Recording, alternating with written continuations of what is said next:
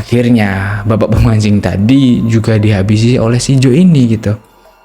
Ya, di malam itu 3 orang sekaligus yang dihabisi Joe. Karena di sini Joe juga menjual burger yang berisi campuran daging manusia itu. Dan yang di luar ekspektasi gua adalah di sini burger Joe yang makin rame dan banyak pengunjung yang datang di sana, dan banyak juga yang bilang kayak, wah enak nih gitu ya, kayak dia merekomendasikan ke teman-temannya, dan ya makin rame lah tuh burger dagangan si Joe ini. Halo everybody, gue ucapin selamat datang di channel gue. Nah, kasus kriminal dan kanibal kayaknya udah banyak terjadi, dan pasti kalian ya udah sering banget ngedengernya gitu kan. Tapi gimana jadinya nih kalau ada seorang kanibal yang tanpa kita sadari dia itu ngebuat kita menjadi kanibal juga?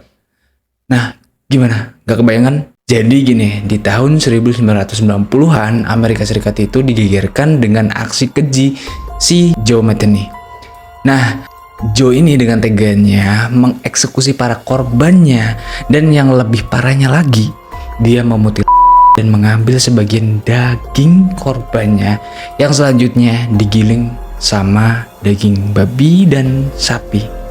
Dan lo tau gak sih daging itu selanjutnya buat apa? Nah, daging itulah yang selanjutnya dia jadiin burger dan hotdog dan dijual tuh ke orang-orang. Nah, gak kebayangan gimana rasanya gitu. Oke, lantas gimana sih kronologi kejadiannya dan apa motif dibalik aksi sadis Joe ini? Mari kita kupas tuntas.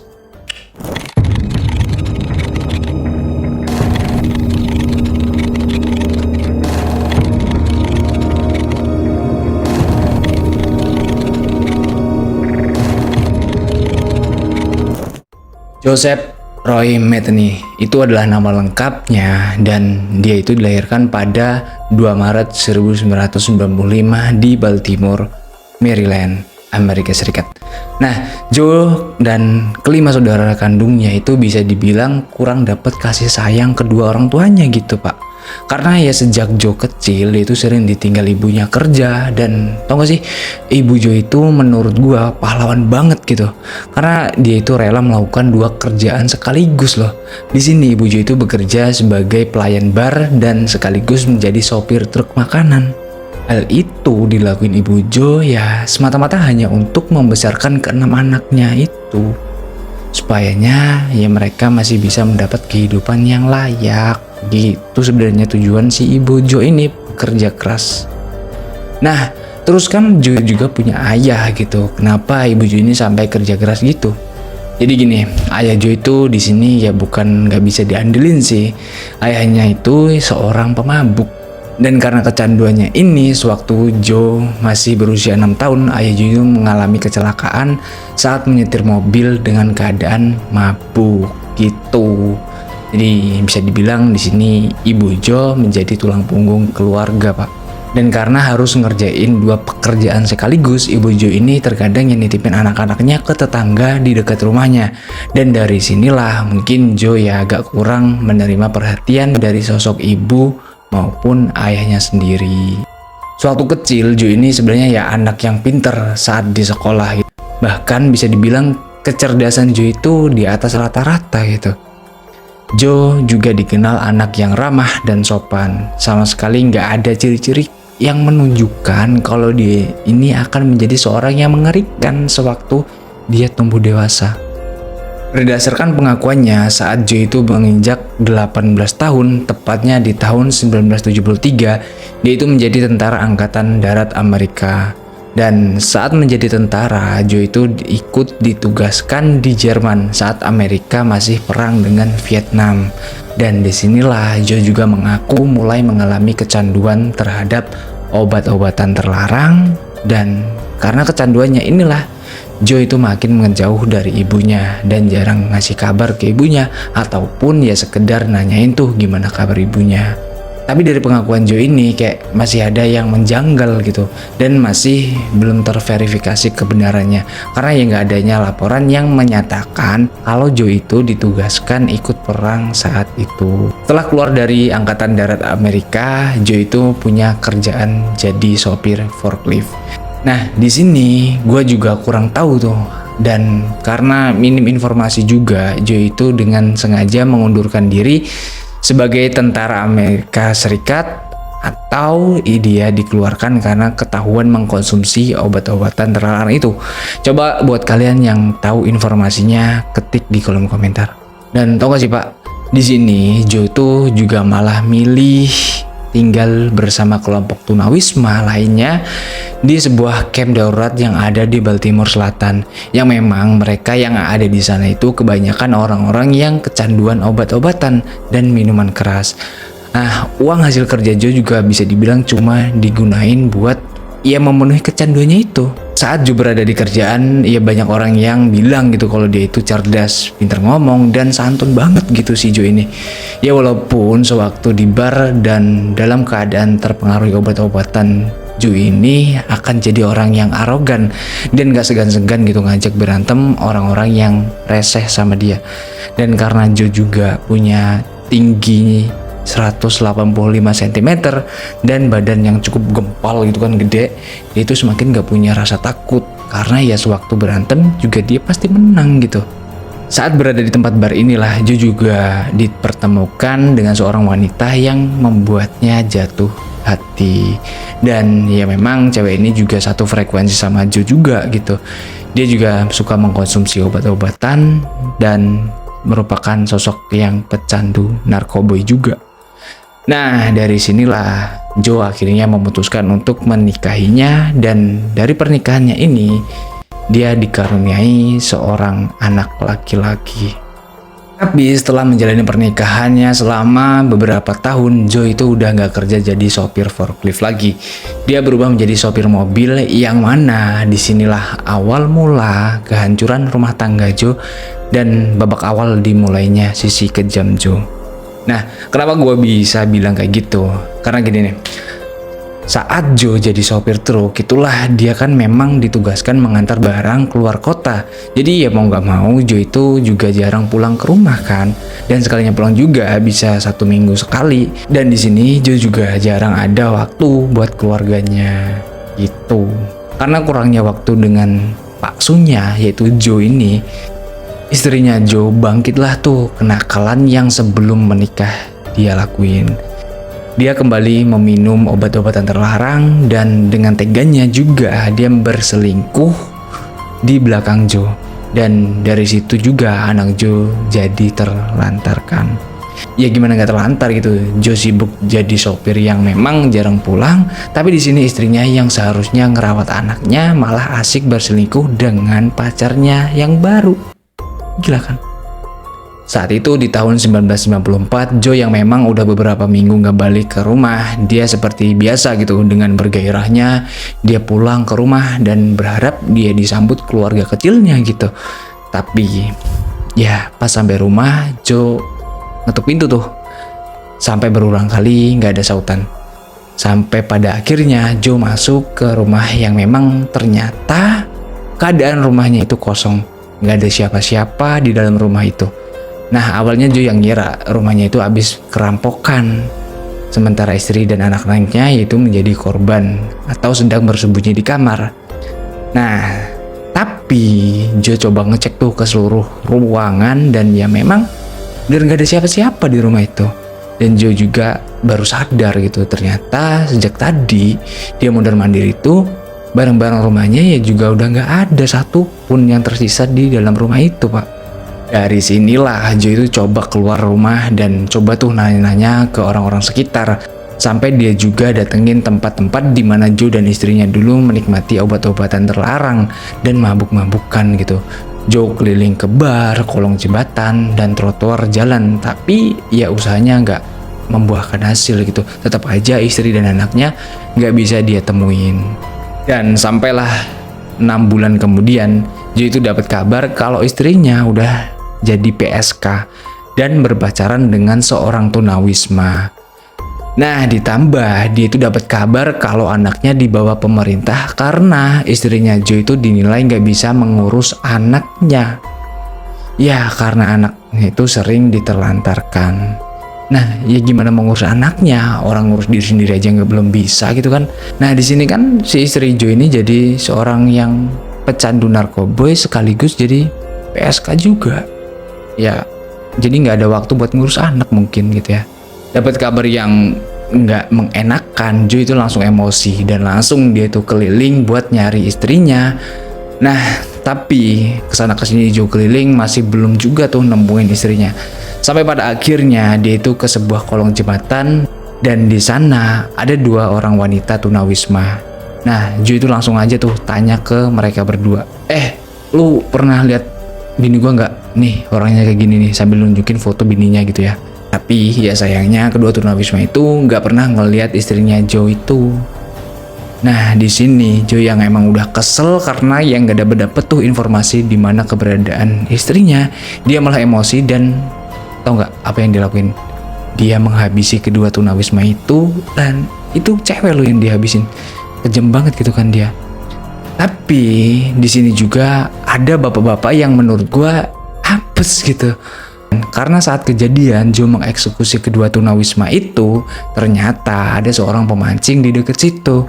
Karena Joe yang udah terlanjur menghabisi dan aksinya diketahui oleh bapak-bapak pemancing tadi, Joe ya juga nggak mau kalau nantinya aksinya dia itu dilaporkan ke kepolisian. Akhirnya bapak pemancing tadi juga dihabisi oleh si Joe ini gitu. Ya, di malam itu 3 orang sekaligus yang dihabisi Joe. Jasad mereka bertiga itu lalu diikat oleh Joe dan ditenggelamkan ke sungai itu. Nggak sampai di situ, ada sumber juga yang mengatakan kalau Joe ini di malam itu menghabisi 5 orang dalam kurun waktu 7 jam aja.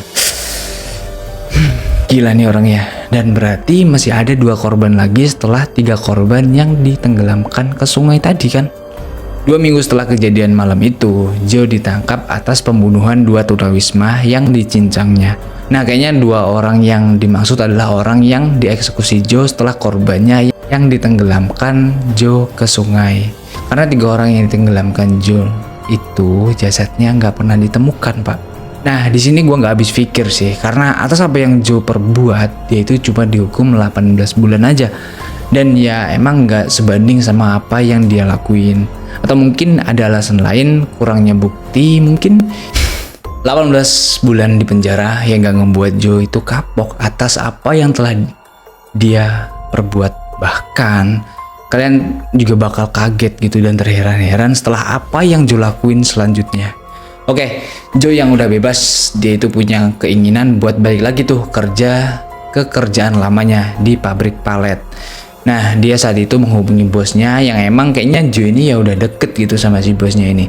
Jadi di situ Joe itu gampang banget gitu buat diterima lagi buat kerja di sana.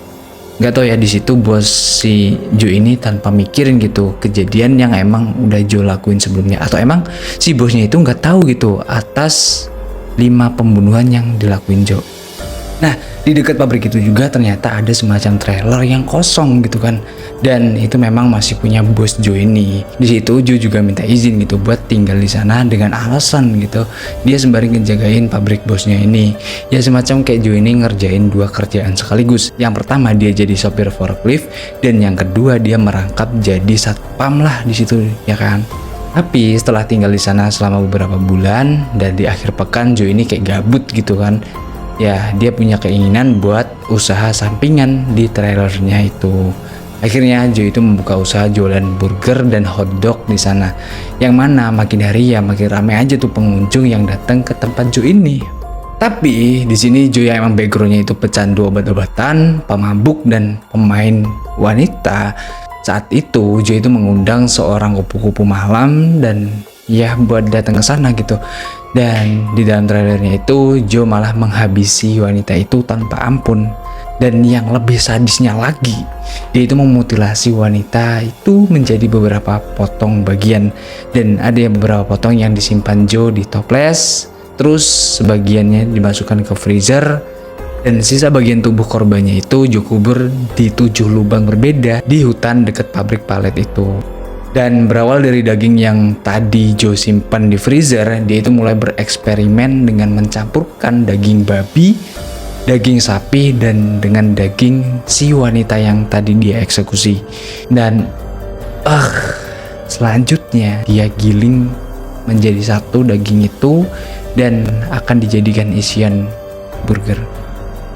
Nah, kalau kalian pikir di sini cuma dia yang memakan daging campuran itu, kalian kayaknya salah banget gitu. Karena di sini Joe juga menjual burger yang berisi campuran daging manusia itu. Dan yang di luar ekspektasi gua adalah di sini burger Joe yang makin rame dan banyak pengunjung yang datang di sana, dan banyak juga yang bilang kayak wah enak nih gitu ya, kayak dia merekomendasikan ke teman-temannya, dan ya makin rame lah tuh burger dagangan si Joe ini. Joe mengaku gitu awalnya melakukan pembunuhan karena amarah dan dendam kepada istrinya gitu. Tapi pembunuhan selanjutnya dilakukannya atas rasa senang, kayak kecanduan gitu Joe ini melakukan pembunuhan, dan puas gitu ketika berhasil merenggut nyawa orang lain. Dari korban yang pertama tadi, Joe itu ternyata masih beberapa kali mengulangi kejadian yang sama terhadap beberapa PSK. Selain kesenangannya saat mengeksekusi para korbannya, Joe juga seneng gitu karena makin hari dagangan burgernya ya makin rame. Ya di situ Joe juga semakin cuan gitu kan. Tanpa modal daging yang besar, di situ dia bisa menghasilkan jualan yang dengan profit lumayan. Semua kejahatan Joe itu berhenti di tahun 1996. Ketika itu dia itu coba mendatangkan seorang PSK yang memang pecandu obat juga gitu. Dia adalah Rita Kemper. Rita saat itu diiming-imingi Joe itu akan dikasih obat-obatan terlarang ketika dia itu datang ke trailernya. Tapi ketika sampai di trailernya Joe, Rita ini malah diikat dan akan diperkaos. Untungnya di sini Rita itu berhasil memberontak dan kabur melarikan diri. Nah di sini karena badan Joe yang emang gede gitu, gemuk ya kan, dia nggak mampu mengejar Rita, dan mau nggak mau dia ya pasrah gitu akan semuanya, dan dia berpikir kayak ya udahlah pasti juga gua akan ketangkep, mungkin kayak gitu ya.